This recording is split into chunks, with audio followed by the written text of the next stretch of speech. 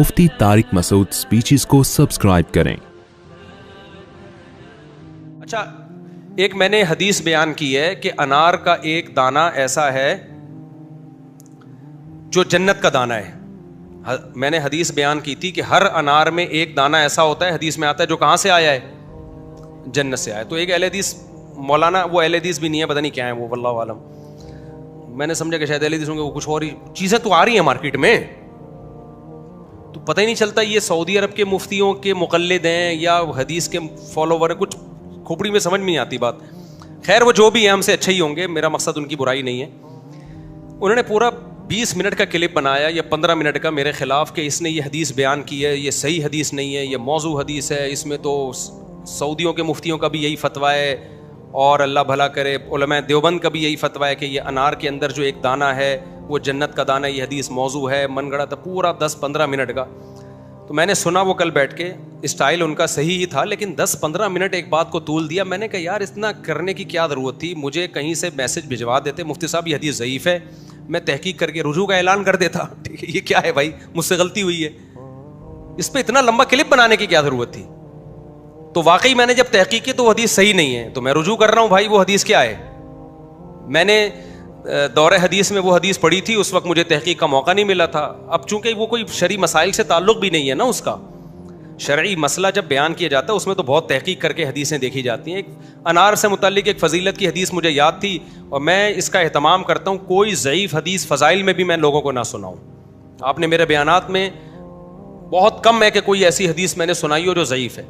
और अगर फिर भी इंसान गलती से सुना दे तो उसका तरीक़ा ये है कि आप किसी ज़रिए से मुझे पैगाम भिजवा दें कि भाई ये हदीस क्या है, ज़ईफ़ है, या आप 2 मिनट का क्लिप रिकॉर्ड करवा दें, भाई मुफ्ती साहब ने हदीस बयान की लेकिन ये ठीक नहीं है। जैसे कि अरब उलमा भी ऐसे ही करते हैं और ऐसा होता है। हम तो इख्तलाफी मसाइल जब पढ़ते हैं तो बहुत दफ़ा ऐसा होता है कि भाई फ़लाँ जो हदीस बयान कर रहा है वो ज़ईफ़ है। तो उन्होंने बेचारों ने 10-15 मिनट इतनी लंबी बात कर ली।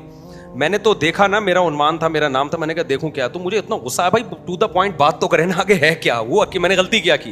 वो आखिर में जाके बताया कि जी ये हदीस ज़ईफ़ है। तो इसलिए आइंदा कोई भी अहले हदीस हो या कोई भी देवबंदी हो या कोई भी बरेलवी हो या कोई भी हो, अगर मेरे बयान में कोई गलती आपको नज़र आती है तो इतने लंबे चौड़े क्लिप के बजाय आप 30 सेकंड का क्लिप बना दें। उसमें आप बोल दें भाई मुफ्ती साहब ने हदीस बयान की, ये ठीक नहीं है, तो मैं ऐलान कर दूंगा शुक्रिया के साथ कि भाई वाकई ये हदीस सही नहीं है, मुझसे बयान करने में क्या हो गया, मिस्टेक हो गया। हमने कब दावा किया कि हम ऐसे दूध के दुल्हे में कि हमसे मिस्टेक ही नहीं हो सकती। तो उनका भी मैं शुक्रिया के साथ, जिन्होंने ये क्लिप रिकॉर्ड करवाया, उनका शुक्रिया कि उन्होंने मेरी गलती पे मुझे तंबीह की। तो वाकई ये हदीस सही नहीं है, तो आइंदा मैं नहीं बयान करूंगा, बात ख़त्म हो गई। ठीक है ना।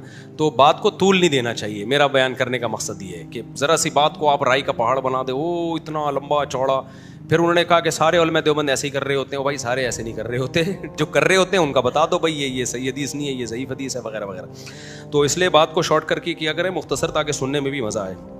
मुझे लोग भेज रहे होते हैं, इतने लंबे लंबे क्लिप होते हैं, मैं कहता हूँ भाई वो एक मज़ाहिया आता है, प्रैंकर, मज़ाहिया प्रैंकर आता है। मैं नहीं देखता प्रैंक वगैरह, टाइम ही नहीं है, कभी कभार गुजर जाता है, तो पास बड़े मज़े मज़े के होते हैं। तो मैं घर गया तो घर वालों ने मुझे बताया कि ये बड़े एक यूट्यूब पे ना बड़ा ज़बरदस्त इसका एक प्रैंक है। वो प्रैंक में उसने ये दिखाया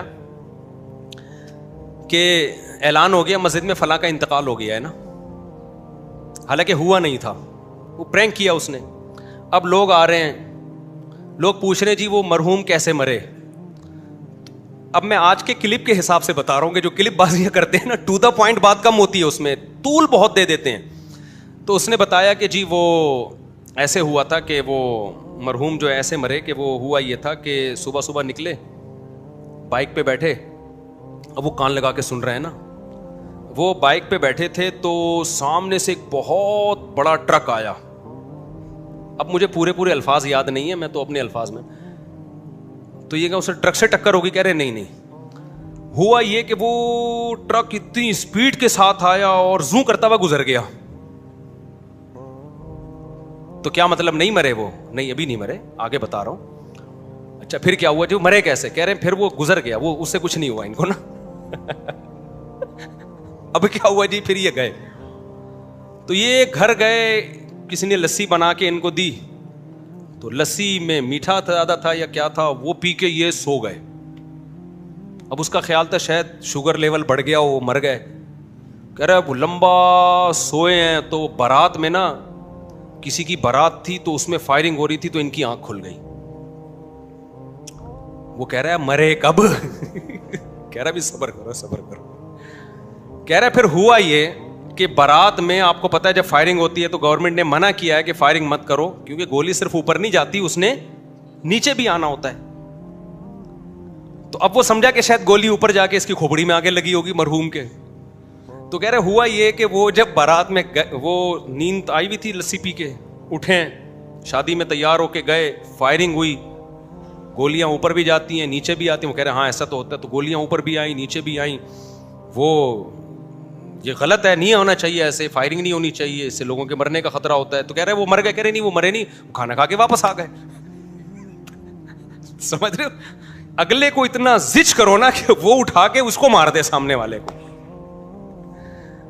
اچھا پھر دکھایا کہ اگلا بندہ آیا نا, اگلا بندہ آیا مرحوم کے یہاں تعزیت کے لیے جب آیا نا, تو اس اگلے بندے نے ان سے لواحقین سے پوچھا بھائی کیسے مرے, تو اس نے کہا وہ صبح نکلے تھے موٹر سائیکل پہ.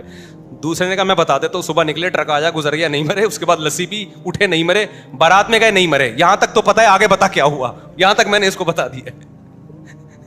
تو بعض اسکالر کیا کرتے ہیں کہ ٹو دا پوائنٹ جو بات ہے, بھائی ہم نے کوئی حدیث ضعیف سنائی ہے, آپ بتا دو یہ حدیث کیا ہے, ضعیف ہے, اللہ کی قسم میں مان لوں گا, میں فوراً اعلان کر دوں گا, مجھے کوئی رجوع میں, مجھے تو شکریہ یار آپ نے مجھے زیادہ گمراہی سے بچا لیا, بڑی گمراہی سے آپ نے مجھے بچا لیا نا, کہ یار میرا تو مذاق اڑتا نا, آپ نے تو میری بے عزتی سے مجھے بچا لیا, میرا تو شکریہ بنتا ہے.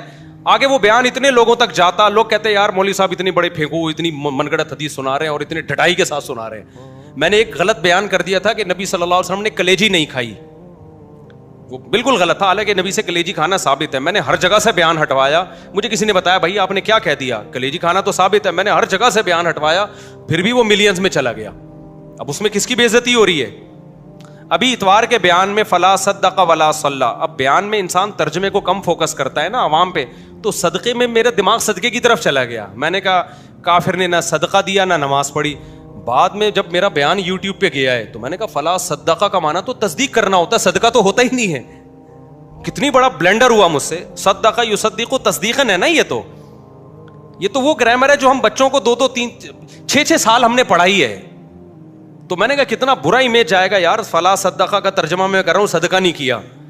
تو میں نے فوراً وہ احمد بھائی کو فون کیا, بھائی یہ ہٹا یار, یہ تو میری ٹھیک ٹھاک بے عزتی ہو رہی ہے کہ صدقہ کا میں نے ترجمہ غلط کر دیا, تو ہٹاؤ بھائی یہ. اب ایسے موقع پہ اگر کوئی فوراً مجھے فون کر کے کہتے کہ مفتی صاحب صدقہ کا ترجمہ میں آپ سے کیا ہو گئی ہے, غلطی ہو گئی, وہ صدقہ نہیں ہے وہ صدقہ ہے, ویسے بھی صدقہ کا وہ صدقہ بنتا ہی نہیں ہے نا, تصدیق سے وہ تو واضح, تو میرے پر احسان ہوتا نا. تو یہ مسٹیک ہر آدمی سے زبان کی مسٹیک ہوتی ہے, اس کا طریقہ یہ کہ بھائی آپ اس کو تمیز سے بتا دیں, پھر بھی رجوع نہ کرے, پھر آپ بولو یار بڑا بدتمیز آدمی ہے, ڈھیٹ آدمی ہے, اس کو بتایا بھی ہے پھر بھی رجوع نہیں کر رہا, یا تو ایکسپلین کرے, رجوع پھر بھی نہیں کر رہا. تو کہیں بھی ایسی بات ہو ٹو دا پوائنٹ, اختلاف کو اتنی ہوا نہیں دینی چاہیے, سمجھتے ہو کہ نہیں سمجھتے ہو.